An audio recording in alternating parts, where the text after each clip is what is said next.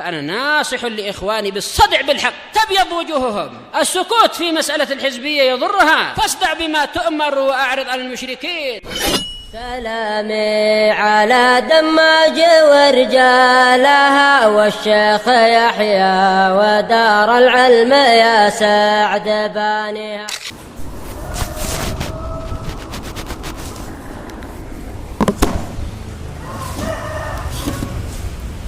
Bismillahirrahmanirrahim. Innal hamdalillah nahmaduhu wa nasta'inuhu wa nastaghfiruh wa na'udzu billahi min shururi anfusina wa min sayyiati a'malina. May yahdihillahu fala mudilla lahu wa may yudlil fala hadiya lahu. Wa asyhadu an la ilaha illallah wahdahu la syarika lahu wa asyhadu anna Muhammadan abduhu wa rasuluh sallallahu alaihi wa ala alihi wa sallam, amma ba'du.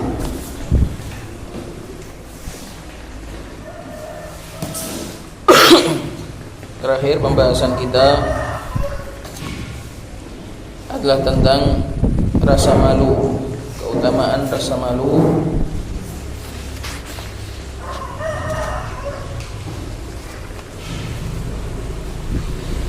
Dan hadis-hadis yang menjelaskan tentang sifat malu ini.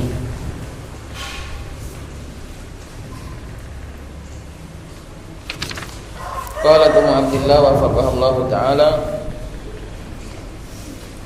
wal nadhkur amthilatan tu'addu min qillatil haya'i litujtanaba. Dan marilah kita menyebutkan contoh-contoh yang teranggap sebagai bentuk kurangnya rasa malu supaya bisa dijauhi. Jadi berikut ini adalah beberapa perkara yang menunjukkan sifat kurangnya rasa malu pada seseorang. Al-awwalu syughlun nafsi bi uyubil ghairi wa masawihim. Yang pertama adalah menyibukkan diri dengan aib-aib orang lain tanpa mengaca terhadap aibnya diri sendiri. Menyibukkan diri dengan membahas aib-aib orang lain, wa masawihim, dan keburukan-keburukan mereka, keburukan-keburukan orang lain.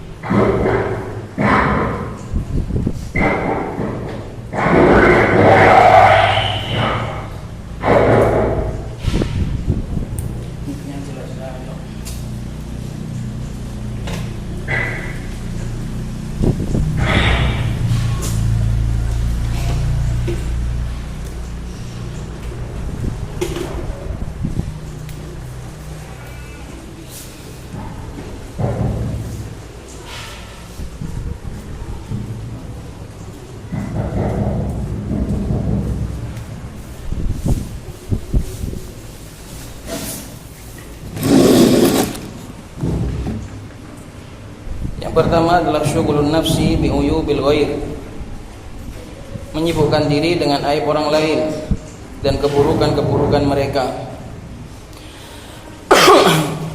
Ini menunjukkan sedikitnya rasa malu, di mana seseorang lebih sering melihat aib orang lain daripada aibnya diri sendiri.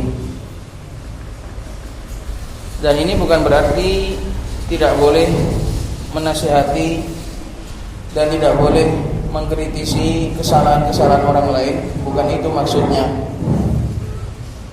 Akan tetapi yang dimaksud di sini adalah bukan bab nasihat, bukan bab al-amru bil ma'ruf wan nahyi 'anil munkar. Akan tetapi hanyalah bab ghibah wan namimah, membicarakan aib orang lain hanya sebatas untuk ghibah, hanya sebatas untuk mengobati rasa luka dalam hatinya. Itulah yang tercela. Jadi diberi catatan di sini, syughulun nafsi bi uyubil ghair. Ini adalah bukan termasuk darinya babun nasiha, membicarakan aib orang lain kalau tujuannya adalah untuk nasihat, untuk al-amru bil ma'ruf wan nahyi 'anil munkar, ini baik. Tapi yang dimaksud di sini adalah sebatas membicarakan aib orang lain hanya mim babil ghibah wan namimah. Itulah yang tercela. Maka banyak manusia membicarakan aib-aib orang lain, tujuannya hanyalah tasyafian, hanya untuk memuaskan hasrat, memuaskan keinginan dan hawa nafsu, bukan untuk al-amru bil ma'ruf wan nahyi 'anil munkar. Maka itulah yang tercela, itulah yang disebut sebagai sedikitnya rasa malu. Dia tidak malu untuk membicarakan aib orang lain, menghibai mereka, padahal dia memiliki aib-aib yang sama. Maka ini letak perbedaannya, karena bab ini sering dicampur dari sisi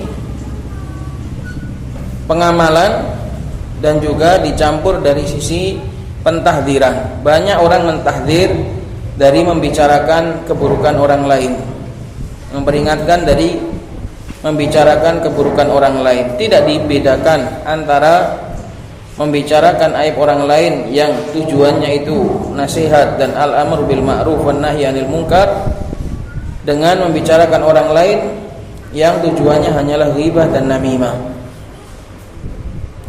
Sehingga orang-orang awam atau dai-dai awam, mereka memperingatkan dalam bab ini dan tidak dipisahkan. Asal jangan mereka melarang jangan membicarakan aib orang lain, jangan menggibahi orang lain. Tidak dipisahkan. Demikian juga bab ini banyak tercampur dari sisi pengamalan, sehingga banyak orang mengamalkan membicarakan orang lain, ngakunya tujuannya adalah untuk nasihat, tujuannya adalah untuk amar ma'ruf nahi mungkar, tapi ternyata tujuannya hanyalah untuk memuaskan hawa nafsunya. Jadi bab ini memang sering tercampur baur. Bab ini memang sering tercampur. Maka hati-hati. Ada kalanya membicarakan aib orang lain itu terpuji, ada kalanya membicarakan aib orang lain itu tercela. Maka sering tercampur. Jangan dicampur baur. Maka yang dimaksud oleh Ummu Abdillah di sini syughulun nafs bi uyubil ghair wa masawihim,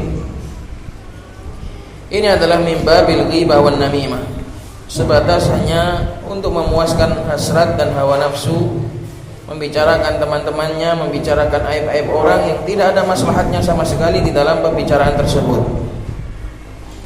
Ini adalah termasuk bentuk kurangnya rasa malu, sedikitnya rasa malu seorang wanita terkhusus. Walaqad ahsana man qala, dan sungguh telah bagus orang yang mengatakan la amruka inna fi dhanbi la syughlan bi nafsi an dhunubi bani umayyah ala rabbi hisabuhum jami'an ilaihi ilmu dzalika la ilayya wa laysa bidairi ma qad atauhu idza mallahu yaghfiru ma ladayya. Sungguh demi Allah, sesungguhnya pada dosa-dosaku sudah terdapat kesibukan. Sibuk untuk ngurusi aib-aibku sendiri, ini aku sudah cukup menyibukkan. Binafsi, kesibukan untuk diriku, andzunubi Bani Umayyah, daripada membicarakan dosa-dosa Bani Umayyah.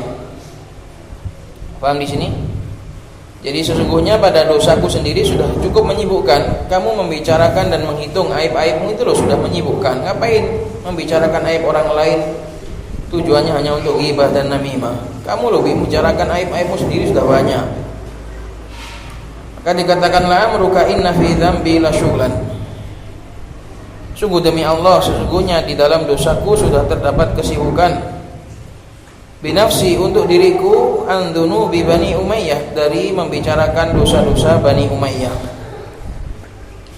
Ala rabbi hisabuhum jami'an. Hisabnya mereka, tanggungannya Allah Subhanahu wa taala semuanya. Ilaihi ilmu dzalika, hanya kepada Allah lah ilmu semua itu, la ilayya, bukan kepadaku. Ngapain kita ngurus? Ngapain kita urus? Karena tujuannya hanya untuk ghibah, bukan kita.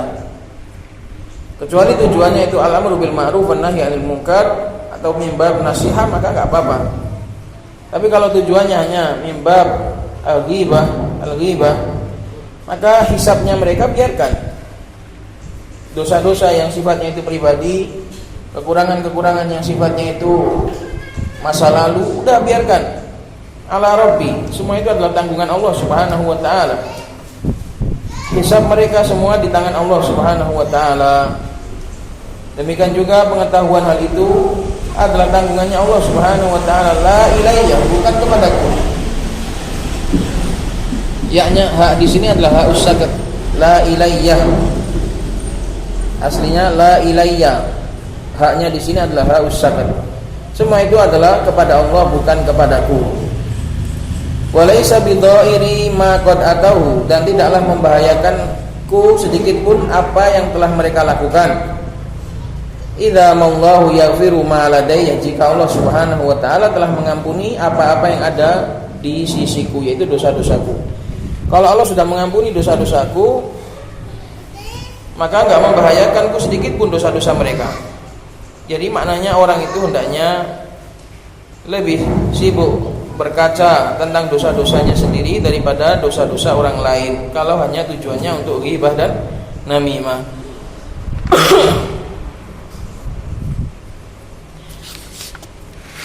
Karena tidak berbahaya, dosanya orang lain enggak akan membahayakanmu. Yang membahayakanmu itu ya dosamu sendiri.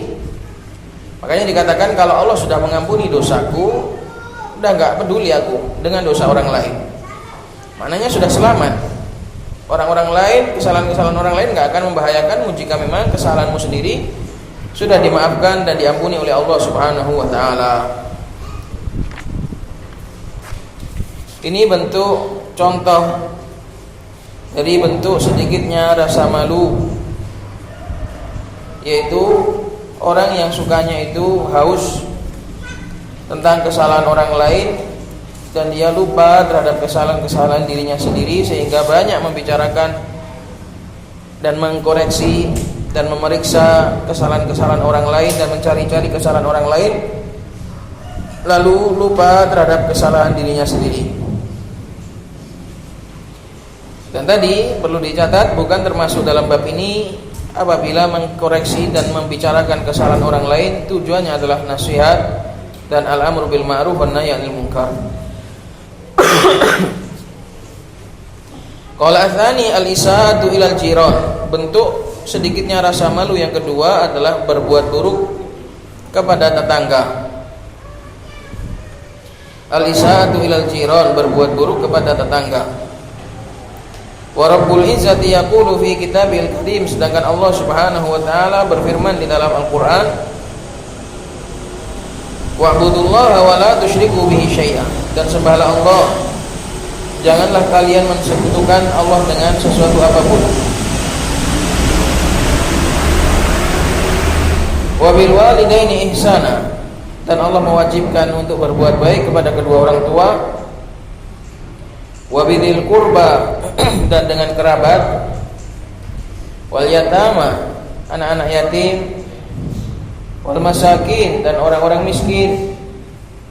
Wal jari dzil qurba, dan tetangga kerabat, tetangga sekaligus kerabat. Ini syahidnya wal jari dzil qurba. Kita diperintahkan oleh Allah, diberikan wasiat oleh Allah untuk berbuat baik kepada tetangga yang dekat, tetangga sekaligus kerabat. Wal jaril junub, dan tetangga jauh yang bukan kerabat. Semua itu wajib untuk berbuat baik kepada mereka. Wasahibi bil jambi, dan teman sejawat, teman dekat. Wasahibi bil jambi, teman sejawat. Al-jamb adalah di sisi, teman yang berada di sisi, sahabat karib. Ada yang mentafsirkan sahabat di dalam perjalanan, ada juga yang mentafsirkan istri. Namun yang lebih dekat adalah seluruh sahabat dekat. Wajib untuk diperbuati baik kepada mereka. Wa ibnis sabili, orang musafir. Wa ma malakat aimanukum, dan apa yang ada di bawah tangan-tangan kalian, yaitu budak. Innallaha la yuhibbu man kana mukhtalan fakhura, sesungguhnya Allah tidaklah mencintai orang yang mukhtal, orang yang congkak lagi sombong. Maka berbuat buruk kepada tetangga adalah merupakan bentuk sedikitnya rasa malu, tak punya malu karena berbuat buruk kepada tetangganya. Wa fi sahihaini 'an Nabi sallallahu alaihi wasallam annahu qala man kana yu'minu billahi wal yawmil akhir fala yu'dhi jarahu. Nabi sallallahu alaihi wasallam bersabda, barang siapa yang beriman kepada Allah dan hari akhir, maka janganlah ia mengganggu tetangganya. Wa yaqulu an-nabiy sallallahu alaihi wasallam khairul jirani indallahi khairuhum li jarihi. Sebaik-baik tetangga di sisi Allah adalah yang paling baik kepada tetangganya. Maka orang yang berbuat baik kepada tetangga, dia akan menjadi tetangganya Allah Subhanahu wa taala di surga. Akhrajahu at-Tirmidzi wa Abdullah bin Amr bin Al-As radhiyallahu taala anhu bi raqam 1944. Wa li'idhami haqqil jari dhanna an-nabiy sallallahu alaihi wasallam anna Jibril sayaj'aluhu min dimnil waratha likathrati wasiyatihi bihi, dan karena sangat agungnya hak tetangga, Nabi SAW sampai mengira bahwasanya Jibril akan menjadikan tetangga ini sebagai ahli waris, termasuk bagian dari ahli waris.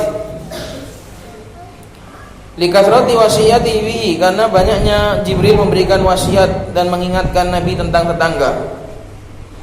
Kama fi sahihaini wa ghairihima min hadithi Aisyah radhiyallahu anha qalat qala Rasulullah sallallahu alaihi wasallam ma zala Jibrilu yusini bil jari hatta dhanantu annahu sayuwarithu. Nabi sallallahu alaihi wasallam bersabda, senantiasa Jibril memberikan wasiat, mengingatkanku tentang tetangga, sampai-sampai aku mengira tetangga itu akan menjadi ahli waris. Sayuwarithu, mewarisi tetangganya. Wa hadzara ghayatat tahdhiri min idza'il jar, dan Nabi sallallahu alaihi wasallam juga memperingatkan dengan peringatan yang sangat keras, dengan sekuat-kuatnya peringatan dari mengganggu tetangga. Faqala wallahi la yu'min, wallahi la yu'min, wallahi la yu'min. Peringatan keras ini diambil dari sumpah, kemudian diambil dari takror yang 3 kali. Ini adalah peringatan yang sangat keras karena dikuatkan dengan sumpah dan dikuatkan dengan takror, diulang sampai 3 kali. Sungguh demi Allah enggak beriman, demi Allah enggak beriman, demi Allah enggak beriman. Qila man ya Rasulullah, dikatakan siapa Rasulullah yang enggak beriman? Qala man la ya'manu jaruhu bawa'iqahu, orang yang tetangganya itu tidak merasa aman dari keburukan-keburukannya. Muttafaqun alaihi an Abi Hurairah radhiyallahu taala anhu. Fa fi hadzal hadits anna idza'al jari min asbabi nuqsanil iman. Maka Maka di dalam hadis ini terdapat pelajaran bahwasannya mengganggu tetangga itu adalah sebab-sebab berkurangnya iman, karena dikatakan la yu'min, tidaklah beriman dengan iman yang sempurna seorang yang tetangganya itu tidak merasa aman dari keburukan-keburukannya. Dan perkara-perkara seperti ini ya ikhwan, sudah sering kita dengar hadis-hadisnya, sudah kerap kali kita lewati pelajaran-pelajarannya. Enggak kurang-kurangnya kita mendengar nasihat dalam bab ini. Namun Allahul musta'an, pada faktanya ilallahil mustaka, hanya kepada Allah Subhanahu wa taala lah kita mengeluh. Prakteknya dan faktanya tidak perlu jauh-jauh. Kita sendiri yang ada di kampung baru ini hendaknya masing-masing mengintrospeksi diri. Apakah sudah betul mengamalkan hadis ini ataukah belum? Bagaimana sikap kita terhadap tetangga? Apakah tetangga kita sudah merasa aman dari keburukan-keburukan kita atau sebaliknya? Maka saya itu sedih. Makanya minggu kemarin gak taklim itu gak ada sebab apa-apa. Saya itu cuma sedih. Saya itu cuma mikir, hadis-hadis seperti ini nanti tak ajarkan, nanti tak sampaikan, cuma hanya melintas di telinga saja. Pengamalannya Allahul musta'an. Maka saya itu sedih, daripada ini nanti menambah-nambahi hujah di sisi Allah Subhanahu wa taala, mending gak usah tak bacakan lah. Karena kita itu gak kurang-kurang di dalam mendengarkan ilmu. Ilmu itu gak kurang melewati dan melintasi telinga kita. Tapi pengamalannya, apakah kita sudah merenung bagaimana pelajaran-pelajaran seperti ini? Pelajaran tentang masalah tetangga, pelajaran tentang nanti hati yang bersih kepada kawannya, tidak ada dengki, tidak ada syahna, tidak ada dongkol. Makanya kalau merasa seperti ini, saya mending gak usah tak ajarkan, gak usah tak ucapkan. Saya itu sedih, saya itu kepikiran, terkhusus bab tetangga seperti ini. Faktanya justru malah yang paling banyak mengeluh tentang tetangganya justru tetangganya sendiri. Ini adalah fakta yang sangat miris ya ikhwan. Kita gak perlu jauh-jauh, di kampung baru ini sendiri, di lingkungan yang katanya lingkungan Ahlus Sunnah wal Jamaah, para laki-lakinya thalabatul ilm, para wanitanya thalabatul ilm, para laki-lakinya berjubah, para wanitanya bercadar. Tapi keinginan dan upaya untuk mengamalkan dalil masih seperti ini. Ini adalah PR besar bagi kita. Saya merasa sedih, ya, melihat diri saya sendiri, melihat keluarga, melihat kawan-kawan, melihat teman-teman. Akhirnya saya merenung sendiri, sedih kayak gini. Dalil-dalil sudah lewat, ancaman-ancaman yang keras seperti ini sudah lewat berkali-kali di telinga kita. Tapi bagaimana tanggapan kita, bagaimana sikap kita untuk mengamalkan terhadap dalil-dalil yang sudah melewati dan melintasi telinga kita? Faktanya justru malah tetangga yang paling banyak mengeluhkan, yang paling banyak mencela, yang paling banyak memberitakan buruk, justru malah tetangganya sendiri. Ini kalau enggak memang karena sangat sedikitnya sabar dari tetangga yang mengeluh tadi, ya memang karena sangat parahnya yang dikeluhkan. Pokoknya dua-duanya sudah. Kalau enggak memang entah itu tetangganya yang diganggu itu yang kurang sabarnya, atau yang memang mengganggu itu yang sudah keterlaluan. Enggak keluar dari dua kemungkinan ini, atau memang dua-duanya, yang diganggu juga enggak sabar, yang mengganggu juga keterlaluan gangguannya. Maka ya ikhwan, Allah, ilmu itu bukan cuma dibaca, bukan cuma didengar, diamalkan. Percuma kita pandai, percuma kita hafal, percuma kita lewat ilmu seperti ini kalau enggak kita amalkan, kalau kita enggak meminta kepada Allah Subhanahu wa taala taufik untuk mengamalkan, nanti akan menjadi malapetaka di hari akhir, justru akan menjadi hujjah alaina. Maka Allah, para ikhwah, para ummahat, Allah dalam bab bertetangga, segala hal yang bisa mengganggu tetangganya tolong dijauhkan. Apa sih manfaatnya? Itu nggak akan membuatmu kaya, nggak akan membuat hidupmu tentram, justru bisa jadi musibah-musibah, kesulitan-kesulitan hidup, rintangan-rintangan dalam hidup. Ya karena sebab itu.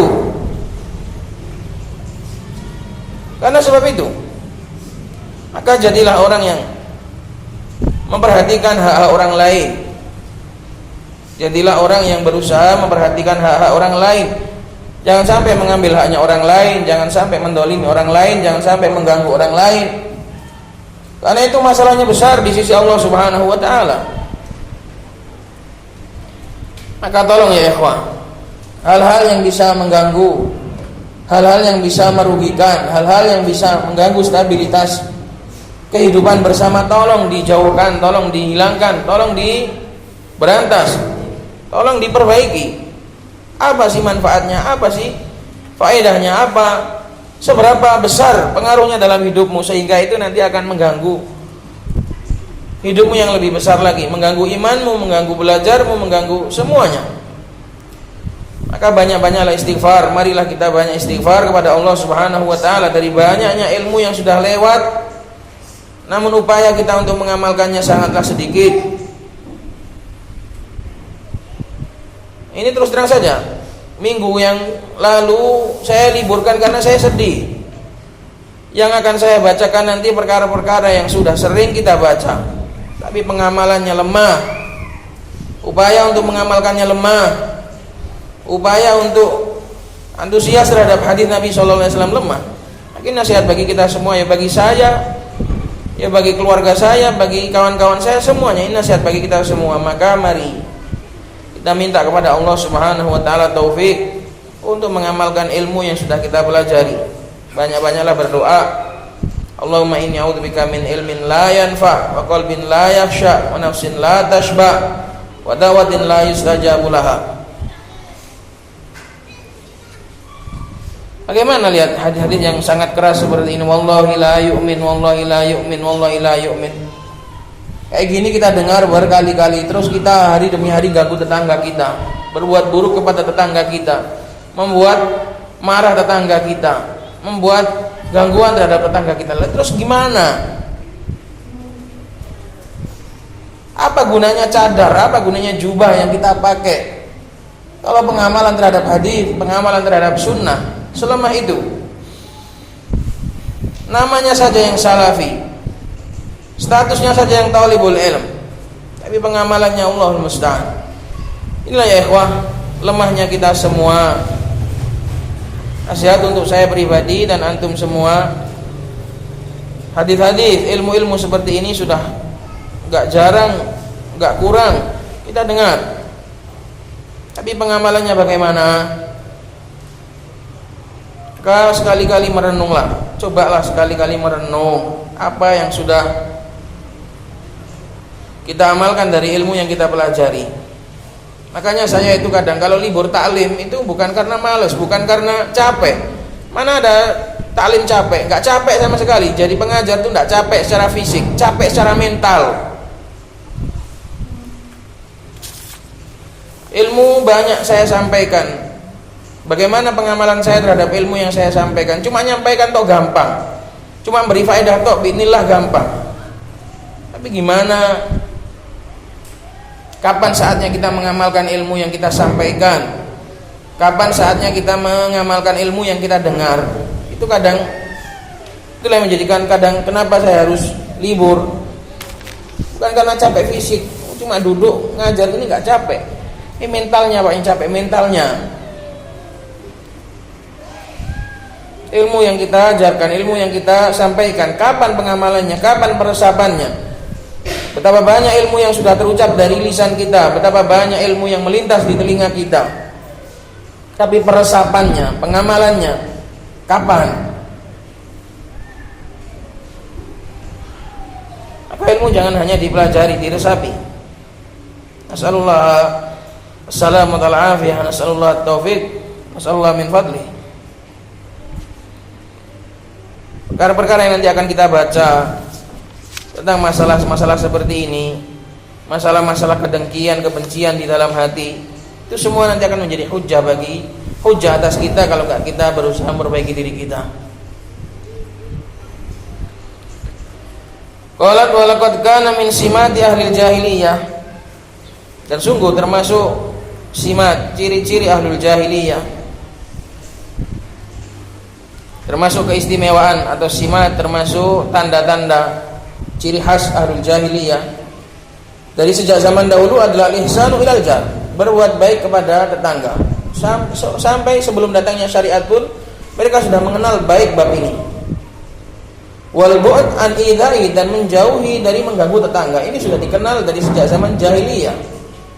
Orang-orang jahiliyah belum datang syariat saja sudah mengagungkan bab ini. Lah kita yang mengenal syariat, yang mempelajari syariat ini, kenapa kok malah justru lemah dalam bab ini? Ini adalah PR bagi kita. Yaqulu qailuhum, sebagian mereka dari ahli jahiliyah mengatakan, ya syatama qanasin liman halat lahu harumat alayya wa laitaha lam tahrumi. Ya syatama qanasin, ma di situ zaidah, qanasin sebagai mudhaf ilaih. Jadi bacanya ya syatama qanasin liman halat lahu harumat alayya wa laitaha lam tahrumi. Ceritanya adalah seorang yang melihat kecantikan tetangganya, melihat punya tetangga yang sangat cantik. Dia sangat mengagumi kecantikan tetangga tersebut. Tapi karena itu adalah tetangganya, dia hargai. Dia enggak mau terfitnah, dia enggak mau tergoda dengan kecantikan tetangganya, karena itu tetangga, enggak boleh dilanggar. Maka dikatakan di sini ya syatama qanasin. Qanas bermakna masidin. Wahai, duhai seekor domba buruan. Bahagianya orang yang boleh mendapatkan domba tersebut. Alangkah bahagianya, alangkah beruntungnya orang yang bisa mendapatkan domba tersebut. Orang Arab kalau mengkinayahkan, kalau menyebut wanita itu dengan nakjah, dengan kambing betina. Ada kambing betina yang molek, andai saja itu boleh. Maka di sini dikatakan ya syatama qanasin, duhai moleknya kambing betina tersebut, alangkah beruntungnya liman halat lahu, bagi orang yang kambing tersebut halal bagi dia. Kenapa? Karena harumat alayya, karena kambing itu enggak boleh bagiku. Karena aku tetangganya. Aku enggak boleh mengkagumi, aku enggak boleh terfitnah, aku enggak boleh tergoda dengan tetangga tersebut, karena ini tetangga, harus ku hormati, harus ku jaga. Maka dikatakan harumat alayya, kambing tersebut haram bagiku, karena itu tetangga. Pantangan orang jahiliyah zaman dahulu, pantangan untuk menodai tetangganya. Walaitaha lam tahrumi, dan andai saja ia enggak haram bagiku.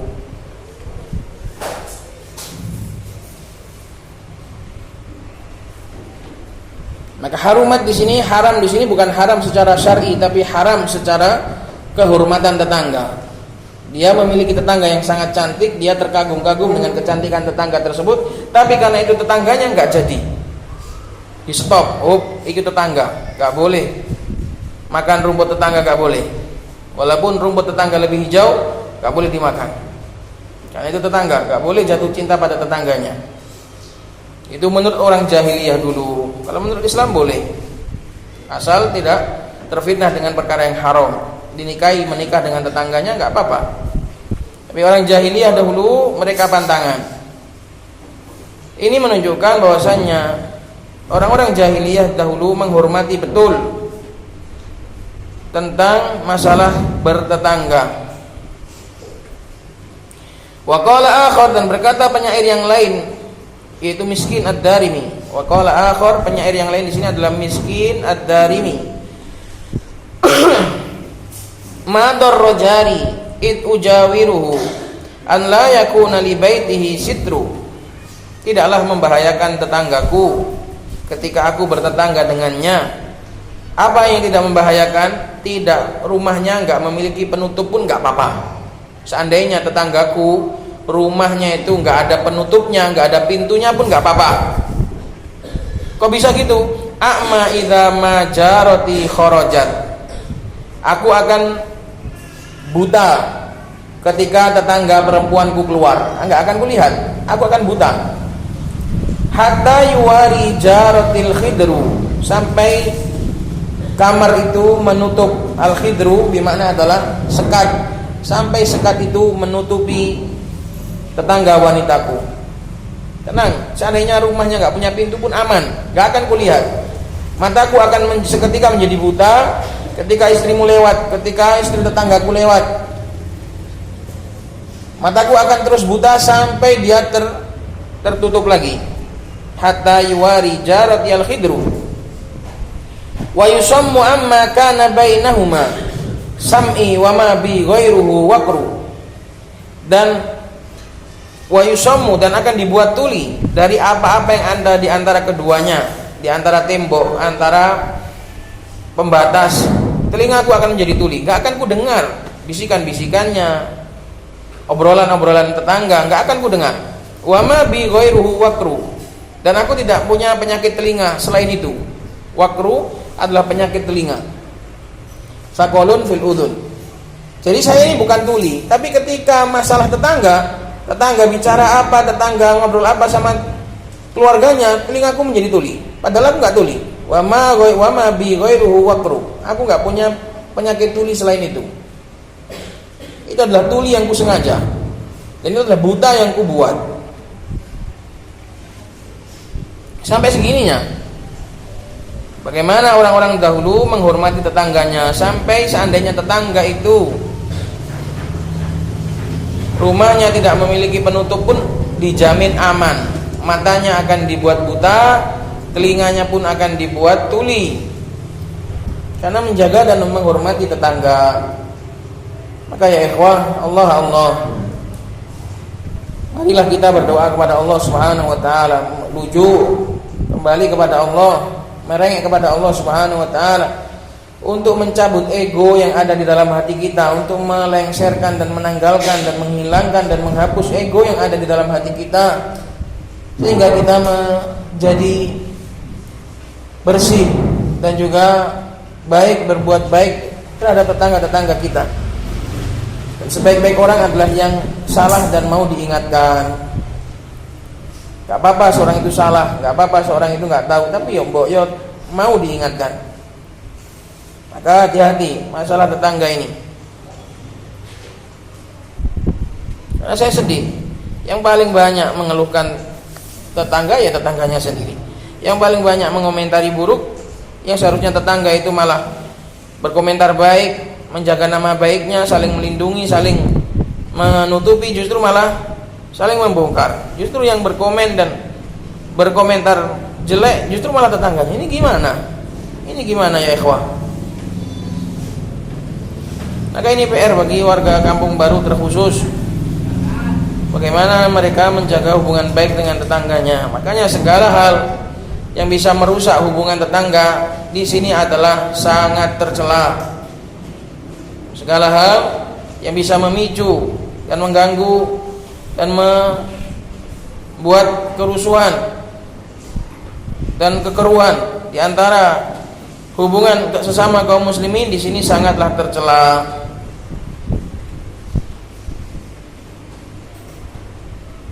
Ini bentuk sedikitnya rasa malu, yaitu tidak malu untuk mengganggu tetangganya. Padahal dalil-dalil segitu banyak menjelaskan tentang hak-hak, betapa besarnya hak-hak tetangga. Nasallallahu alaihi wasallam. Azal itu yang ketiga, antakunal qulubu mukaddaratan bid-dhaghaini wasyahna. Hati-hati itu menjadi keruh dengan dhaghain, dengan kedengkian dan kebencian yang terselubung. Syahna itu adalah kebencian yang terselubung.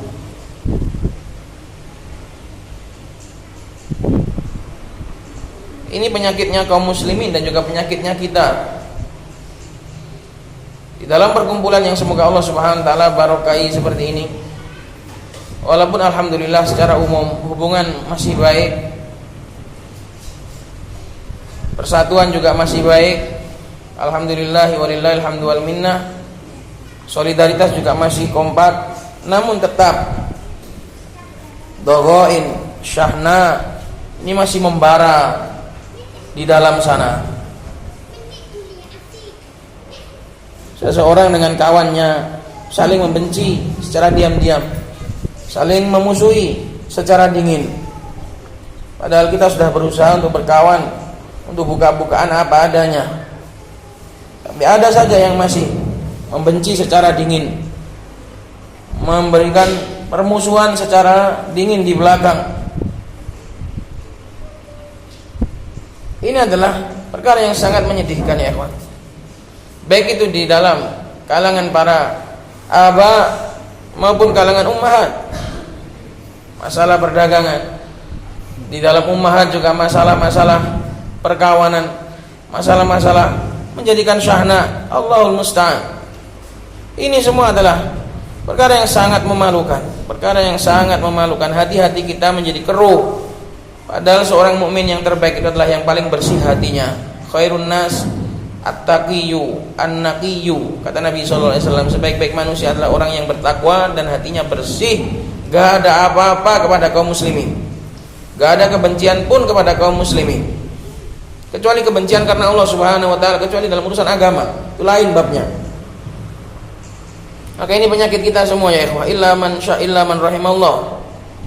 Banyak dari kita dan juga teman-teman kita saling menyimpan doghain dan syahna, kebencian yang terselubung. Kalau ada apa-apa ungkapkan. Kalau ada apa-apa ungkapkan. Jangan disimpan, jangan disembunyikan.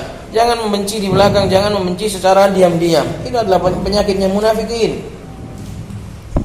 Kalau ada apa-apa dengan kawannya, manusiawi bertengkar, saling membenci, manusiawi, tapi jaraknya 3 hari maksimal. Setelah itu dibebaskan lagi hatinya. Maka ini penyakit ya ikhwah, antakunal qulubu mukaddaratan bid-daghaini wasyahna.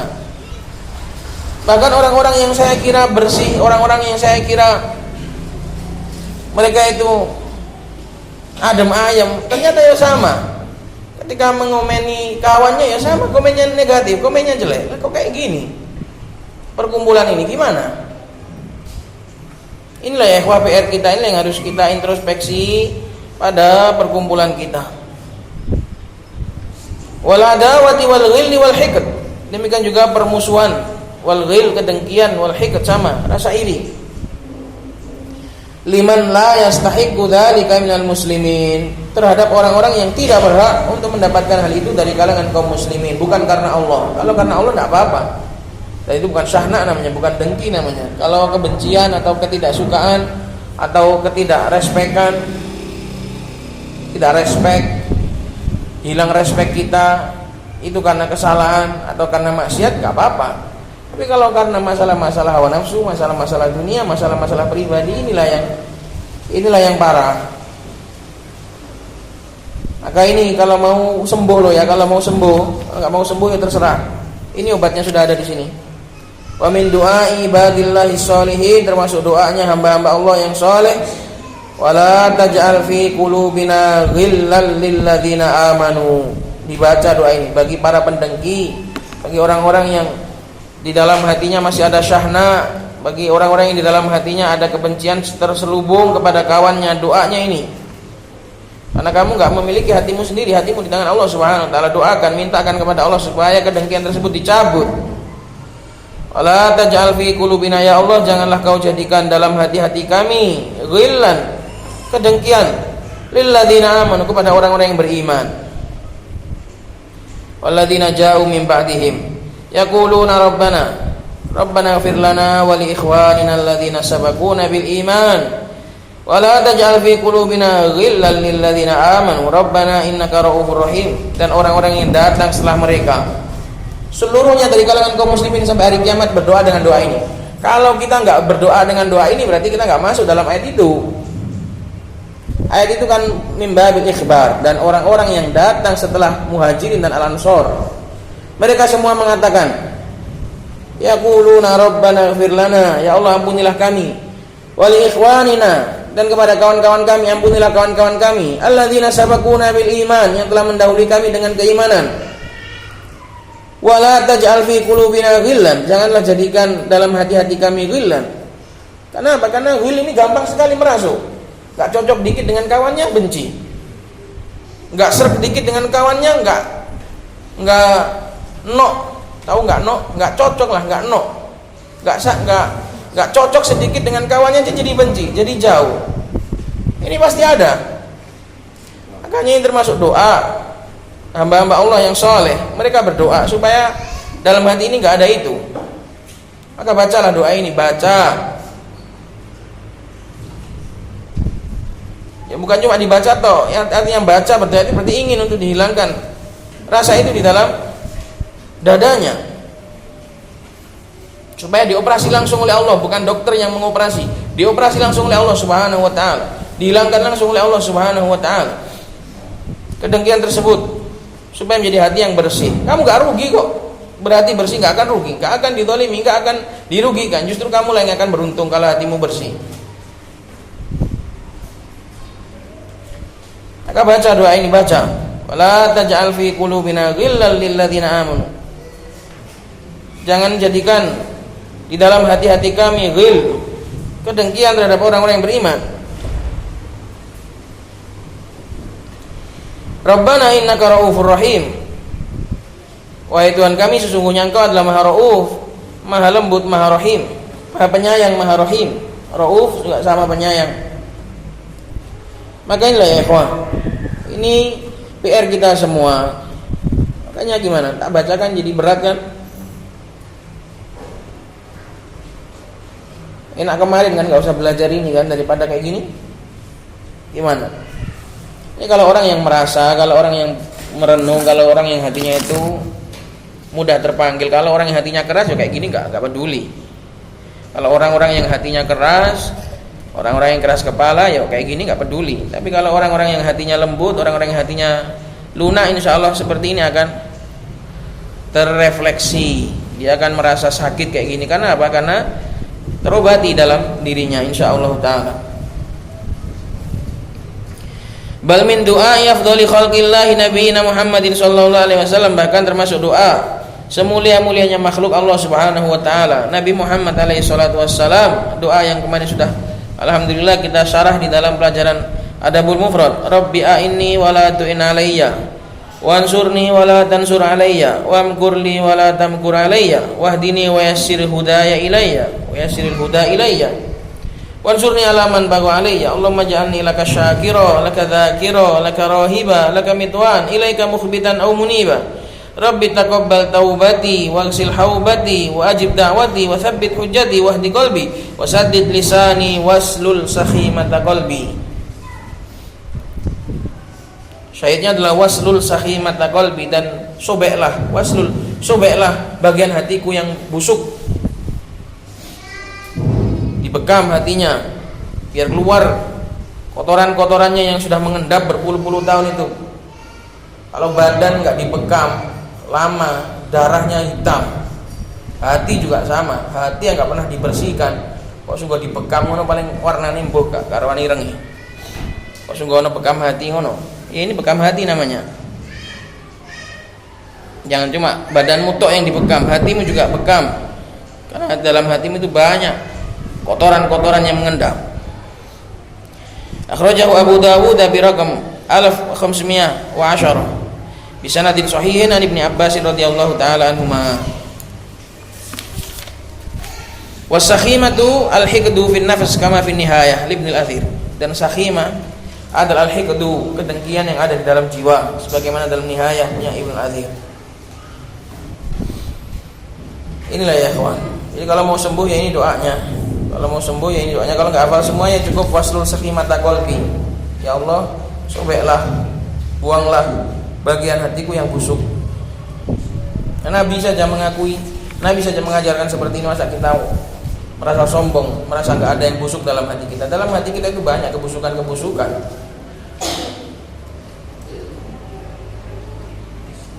Qala wa innal ma'asi allati waqa'a fiha al-muslimun hiya allati sabbabat adama safa'il qulub. Dan sebabnya apa sih? Kok banyak hati-hati itu menjadi keruh? Sesungguhnya maksiat-maksiatlah yang dilakukan allati waqa'a fiha al-muslimun, yang orang-orang muslim, yang kaum muslimin terjatuh di dalamnya, itulah yang menyebabkan kekeruhan hati. Itulah yang menyebabkan tidak jernihnya hati, ya maksiat. Sama-sama kita melakukan maksiat, aku melakukan maksiat, kamu melakukan maksiat, akhirnya dihukum oleh Allah Subhanahu wa taala dengan permusuhan dan kebencian di tengah-tengah kita. Yaqulu Rabbuna azza wa jalla, Allah Subhanahu wa taala berfirman, wa minal ladzina qalu inna nasara akhadna mitsaqahum fa nasu haqqan mimma dzukiru bih.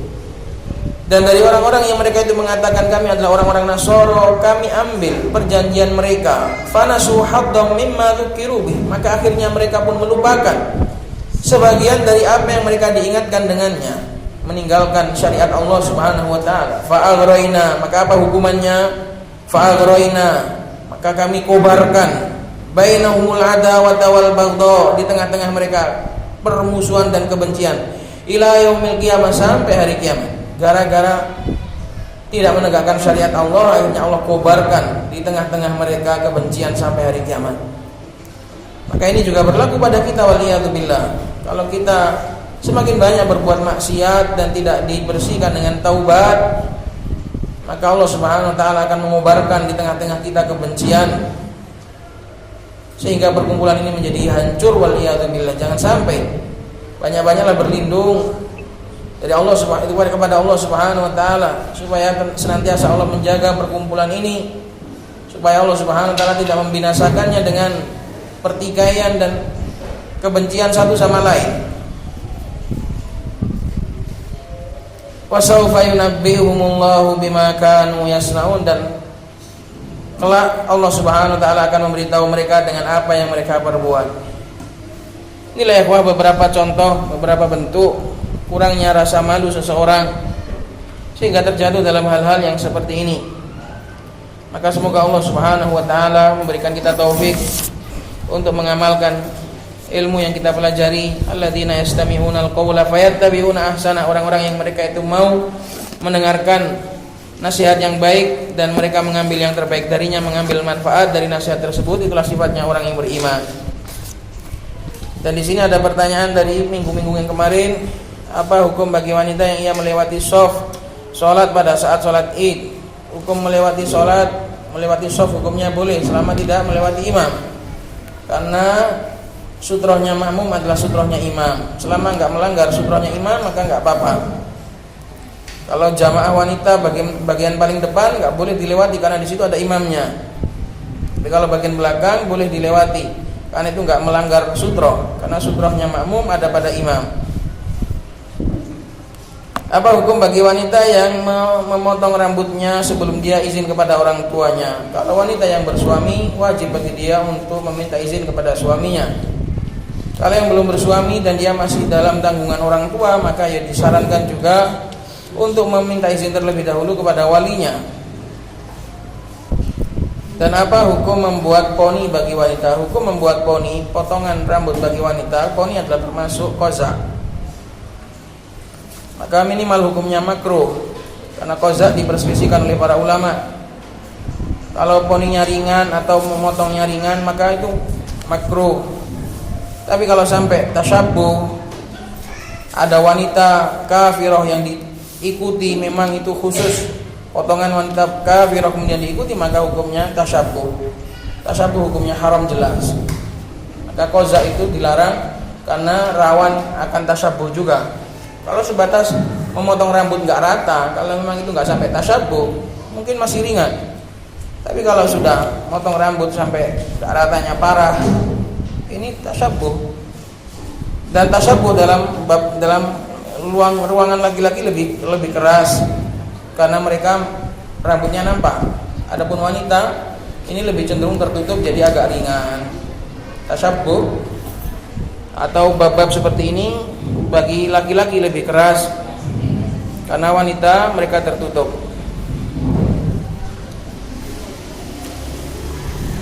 Dan juga karena wanita itu memang kebiasaan mereka untuk berhias. Nah, nek wong wedok nek rambut itu dipotong blek.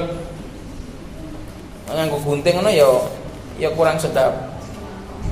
Ya enggak apa-apa di model-model sedikit asal jangan tasyabuh dengan para kafirat atau jangan tasyabuh dengan para zaniyat.